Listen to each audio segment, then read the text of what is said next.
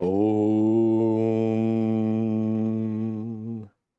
Tavakatamritam Tapta Jivanam Kavibiriditam Kalmashapaham Shravanamangalam Srimadatam Bhavignantiye Bhurita Jana. Thy words of immortality, praised by sages, the auspicious to hear, because they are full of divine glories. They destroy the threefold miseries of life. Those who receive and spread thy words, O Lord, are the greatest benefactors. The Gospel of Sri Ramakrishna, we are on page 152, and the subject matter is Samadhi. It's coming to the end of this. It was a very long explanation. So he's concluding this topic. He says, and we have read the last few lines in the last class, generally, the body does not remain alive after the attainment of Samadhi. This is the third para in the book. This is very important. Generally, the body does not remain alive. We'll discuss it a little elaborately. The only exception, he says, are such sages as Narada, who keep their bodies alive in order to bring spiritual life to others. So, sages like Narada. As we know, Narada was not an ordinary sage. He was a sage amongst the gods. That's why it's called Devarshi. He's a sage amongst the gods. And he makes another, you can say, point, another classification of these people who can retain their bodies after Samadhi. It is also true of divine incarnations like Chaitanya. And like always, Sri Ramakrishna used to make a statement and then he used to give an illustration or a parable. And here he says, after the well is dug, one generally throws away the spade and the basket. In a different place, he says, throw the spade and the basket in the well itself. Once you hit the water and water is rising. But he says, but some keep them in order to help their neighbors. So instead of chucking away the implements that you use, you keep them for someone else. Somebody can use it. Then he says, the great souls who retain their bodies after Samadhi feel compassion for the suffering of others. So here it is now clear.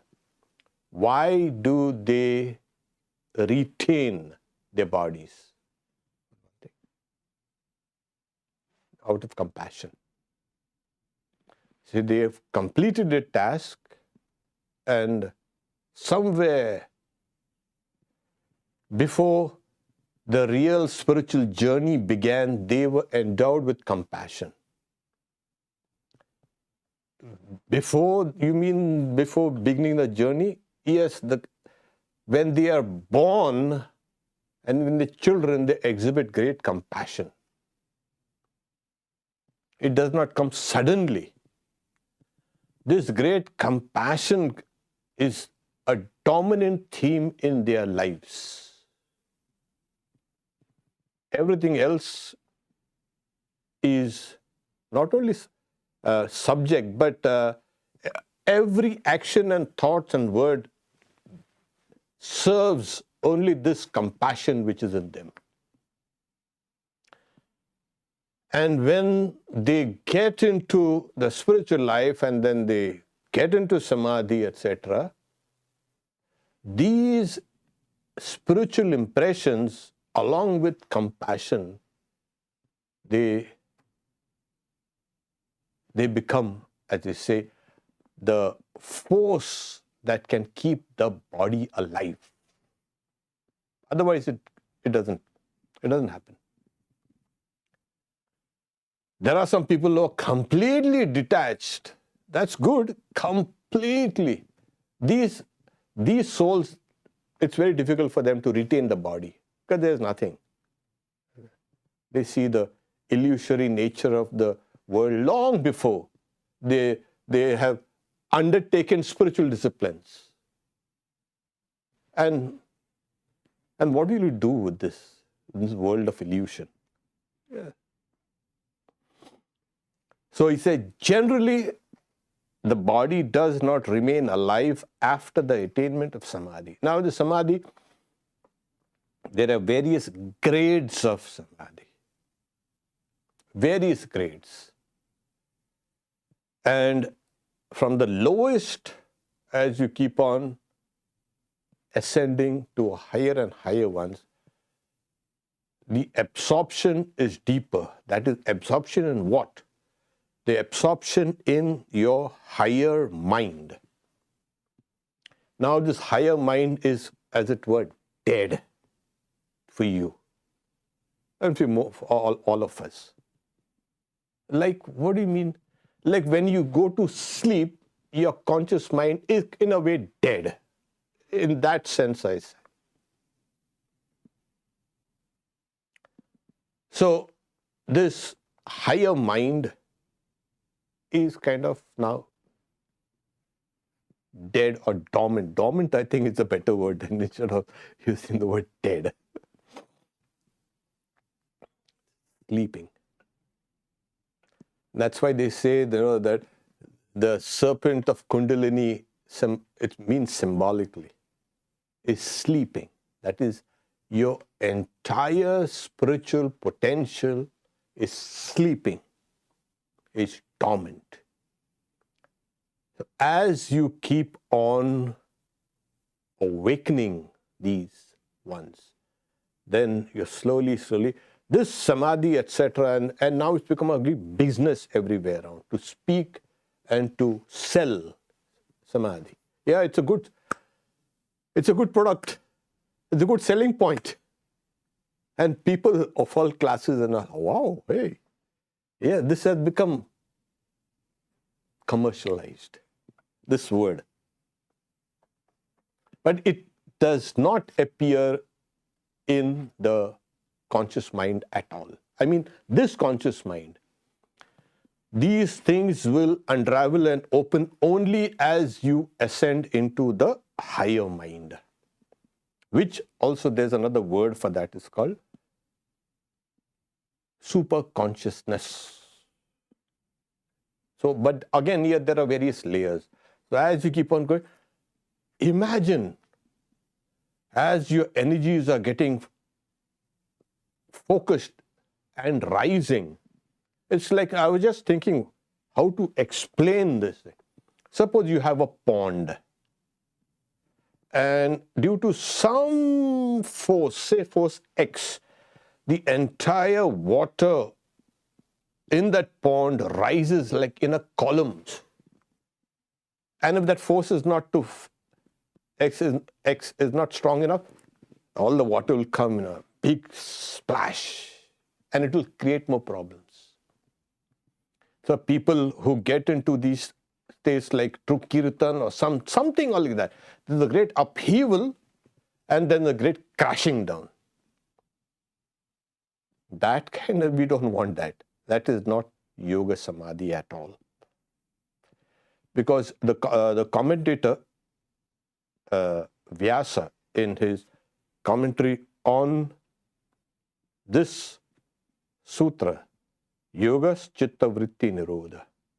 He mentions this in an indirect way. The illustration is kind of mine in the sense of, but you say yoga is what?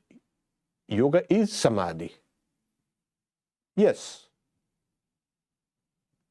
Yoga is samadhi. And so when all the entire mind is stilled, the conscious mind, it in a way, as I said, dies. And then the higher realms open. So there are various stages after stages and stages. Vyasa says this is, he classifies this into samprajnata and asamprajnata samadhi. Okay. We won't go into very technical detail, but just to understand that, so you have to raise that water in that column gradually, which is called something called impressions. When you practice, you lay down an impression. These are called nirodha samskaras, controlling impressions. And they slowly build up over time. Over time, yeah, sometimes it takes lifetimes. And sometimes you can do it faster also. The other forms of impressions are the vyuthana, the disturbed state. So these are the fluctuations that makes your entire life forces and the senses and the mind run outside. And that's why we are constantly externalized. So with the nirodha samskaras, all the life forces, all the senses, motor and the sensory, of course, and the mind and everything, they become focused on a point. Think of it like a kind of a whirlpool. Everything is being drawn to the center. At that stage, the body goes progressively dead. The body shows signs of first advanced hibernation and then slowly sleep. Okay, so that's the reason why he's saying generally the body does not remain alive after the attainment of samadhi. So the whole thing is being sucked up.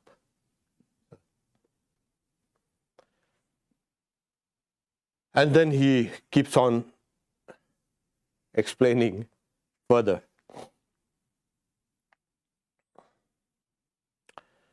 So he said the great souls who retain their bodies after samadhi feel compassion for the suffering of others. Like I said, those nirodha samskaras, along with those impressions of compassion, daya, they are they are in a way mixed, and that's what the mind, all their forces can descend. And everything they do is meant for the good of others, to remove suffering, which they were doing before they got into this high state. So then he says, they are not so selfish as to be satisfied with their own illumination. And if you see the life of every sage or saint, this is the hallmark. One is compassion, and obviously compassion for others, not for yourself. Compassion cannot be for yourself. We want comfort, not compassion. So he's saying they are not so selfish. That's that hallmark, as I said. They are not aware. They do everything for others.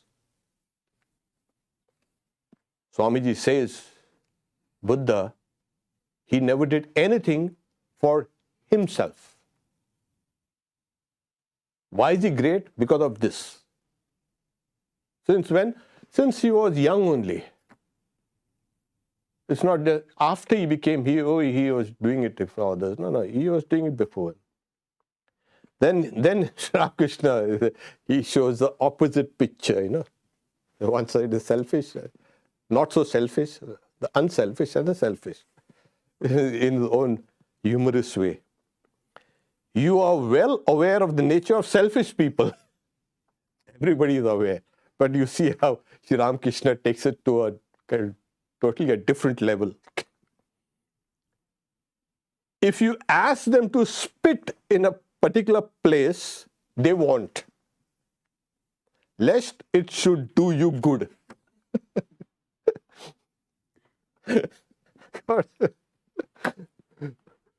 This is what, he speaks about such profound things, and suddenly he comes. Why? Because he does not see any kind of difference between that and this. So when we are climbing up, we are climbing up and down and all these things. We make all these distinctions. When you reach that state, there is no distinction up and down. It's like going in space. It's saying where is up and where is down. There is no up and down. There is no right and left and nothing like that. So similarly, when a person gets into that state, comes down because of its compassion, there's no divisions there anymore. Human beings, animals, birds, these divisions have all kind of gone off. This compassion goes for everybody. Okay. So like I said, selfish people are like this. Then he gives another, just to sock it to us. If you ask, that is selfish people, to bring a sweetmeat worth a cent, I mean, it's translated like cent. It's like, in India it was paisa. From the store, they will perhaps lick it on the way back. So this is, I don't know if you have ever seen anything like this, but I have known such people also, don't worry. They'll lick it. They take a pinch out of it, thinking nobody's going to detect it. God. This is you know what? In those days, they used to get it in that, in a paper kind of packet, kind of called thonga, and generally they will take it, lick it, or whatever. So he's showing the extremes of. There are people, if you think that if they hear that, oh, this will do good to others, oh, no. Even such despicable things like spitting. I mean, spitting, nobody spits. It's bad behavior. I mean, you can spit in the wash basin, but not outside. But even such things, if you say, if it's going to help some others, no way. Then he says,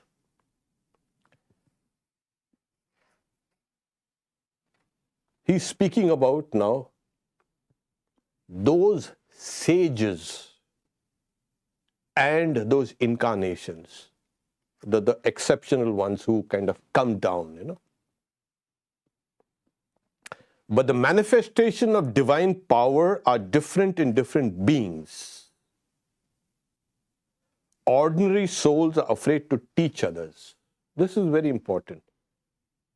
It's good. You must be frightened. What are you going to teach? Who are you as a teacher?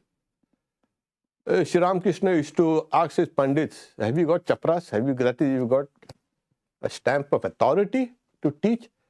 So that Pandit he was a great pandit. He was a pandit in the 6 systems of philosophy. So you take Stamp of authority? No, no. So now who's going to listen to you? It's very clear. Then where do you get a stamp of authority from? You get it from God. Yeah. You know, in the old days you had those stamps. You know? I think nowadays also we have that. Clear. Where is that? You know, Swamiji says that the Divine Mother writes with her own hand on the forehead of those of her children. Mine. That is, she stamps. Okay.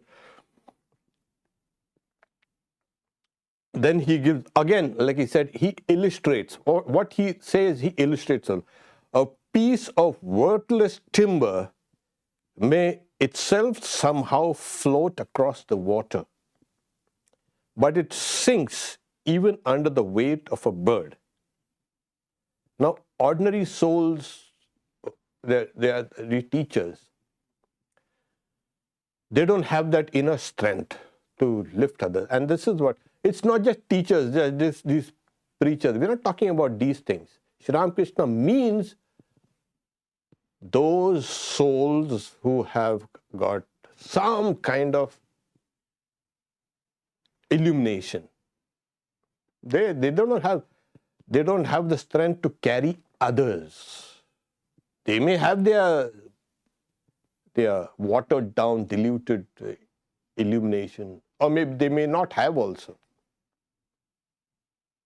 So these ordinary souls are what about the generality of people who Sri Ramakrishna spoke about. And then he says,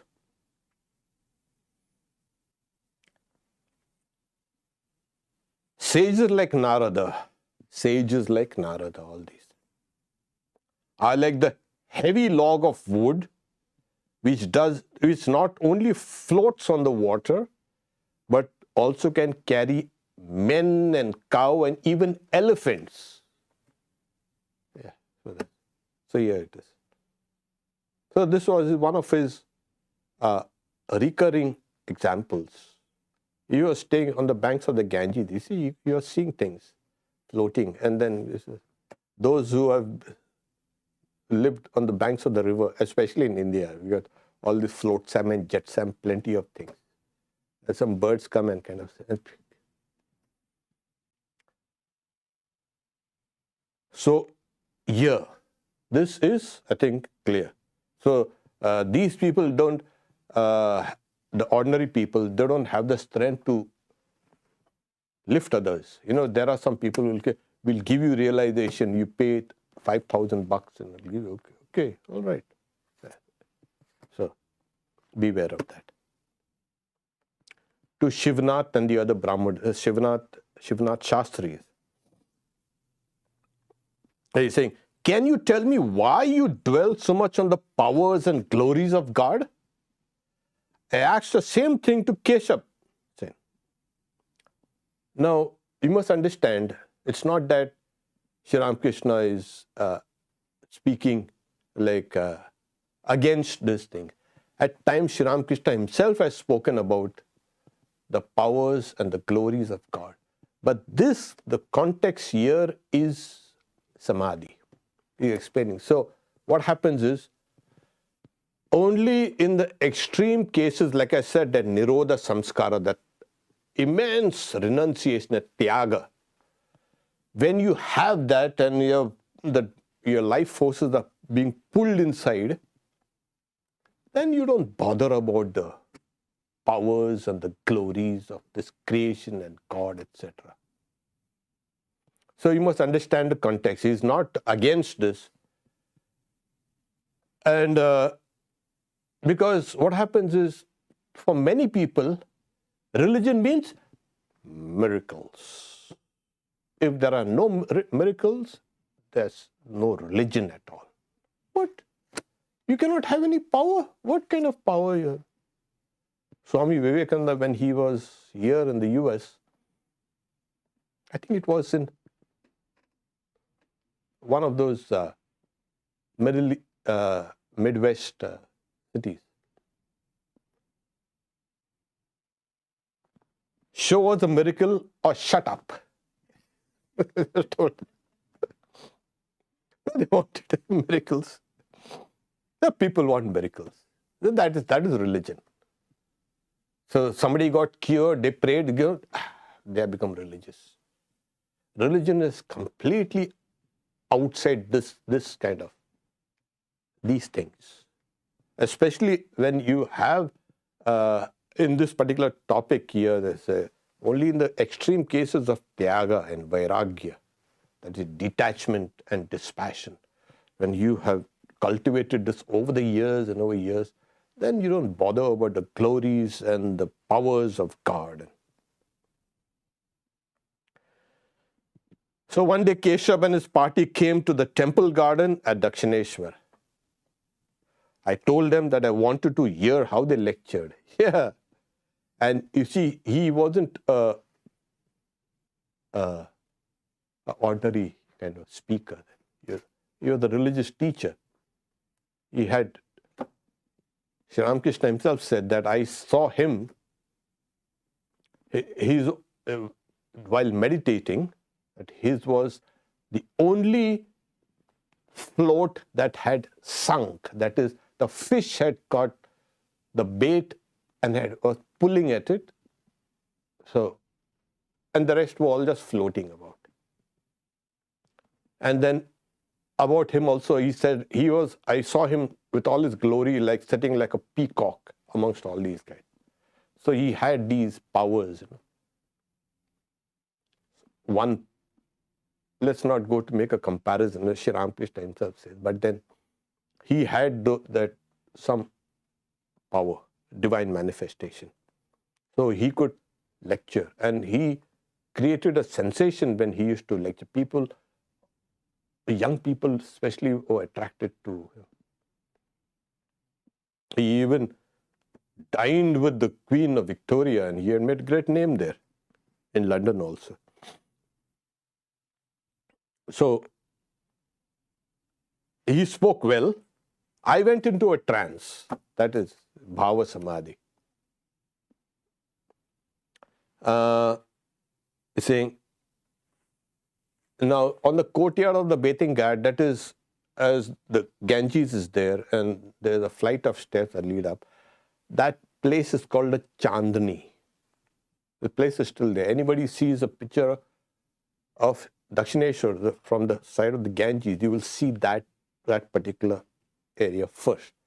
And if you will see this, the Chandni is there, bathing ghat, and at the left is Sri Ramakrishna's room. So, Sri Ramakrishna goes into somewhere. After the lecture, I said to Keshav, why do you often say such things as, oh God, what beautiful flowers thou hast made. Oh God, thou hast created the heavens and the stars and the ocean and so on. Those who love splendor themselves are fond of dwelling on God's splendor. So, now that is, okay. The path of bhakti is iti iti. Now, when you say all this is the manifestation of this divine, what happens is your perception of the world is going to change. You are seeing the same thing, but now you are seeing it through the filter of, oh, this is divine. These are the glories or the manifestations of the divine. This happens, and this is necessary in the path of devotion, bhakti. Yes, because in the path of devotion, bhakti, this world is real. So all the stars and heavens and flowers, etc., are real. But they are real. Why? Because they are manifestations of that divinity. Not real, inherently real. Like this chair is real for all times. No, not like that. Like this is a manifestation of that divine power. So that's the path of iti. This. While in the Jnana Yoga or even the yoga, it is neti, not this. Come away from everything. So you must understand the context. It's not that because Sri Ramakrishna was very clear that in this age, bhakti is an easy path. How many people can sit down and meditate? Like Sri Ramakrishna used to give an example of those big monkeys at Dakshineshwar. Those now also, if you go, you will see those big langurs. Those black-faced monkeys with the grey coat. Yeah. They'll come and hold your hand and they'll take whatever you have from that packet you are eating from. They'll very gently. They know. They won't attack that shop which sells all those goodies, because if he goes, the goodies also go. The moment you buy those, they will come and hold your hand nicely, very gently. And if you struggle, then you are going to have big trouble.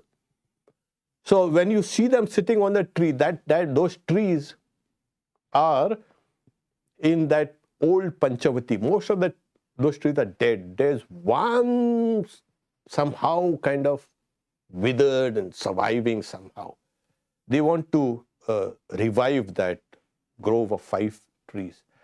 So they are sitting quietly and they're just not bothered about you as such, but they've got an eye on you there.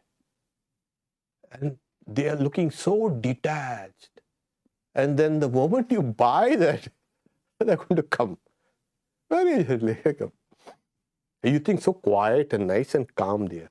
Sri Ramakrishna, speaking about that, there were no shops and goodies then in those days.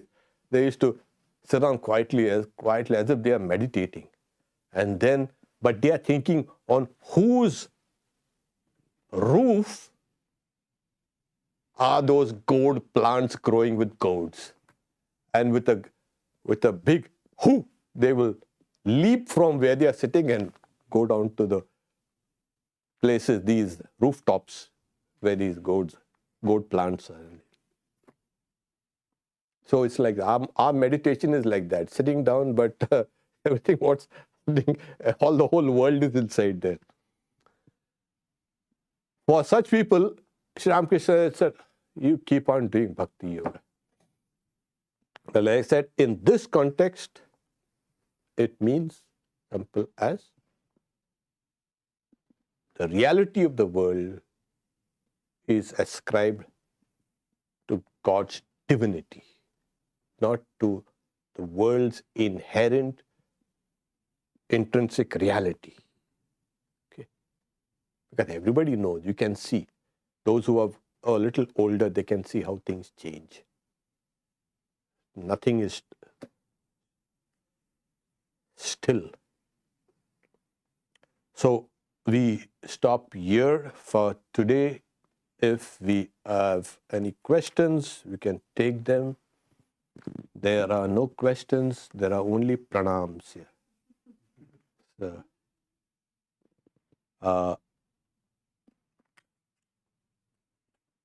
tomorrow, as weekly program is Towards the Goal Supreme. This book, the reading is being done at Tapovan. Those who have received a link can join the group. Swami Brahmatmananda, he will be giving this class. Friday is Householder Disciples, and we will continue with the life of M, the recorder of the gospel. Saturday and Sunday, we have a retreat at Tapovan. It's a whole day retreat. It will be conducted by the nuns Priti Prana and Veda Prana from San Francisco. So, of course, it's all The registration is closed. For those who would like to come on a Sunday, and towards the end, I will come. So there will be no mother's children in the morning, and there will be no Sunday talk at 10 a.m. here. We also, just to make a kind of advance announcement, we have on July 14th, Mother's Luncheon. Now, we are going to have this Mother's Luncheon at Tapovan again. And Swami Nikhilananda from Hollywood Center will be coming and speaking. He's a speaker. Then we have Mother's Children performing a skit on some aspect of Sri Ramakrishna's life. And we'll have some opening and closing songs, etc. Again, there you need to go and register. You can go on a website. Om Shanti Shanti Shanti Harihi Om Tat Sat Sri Ramakrishna Arpanamastu.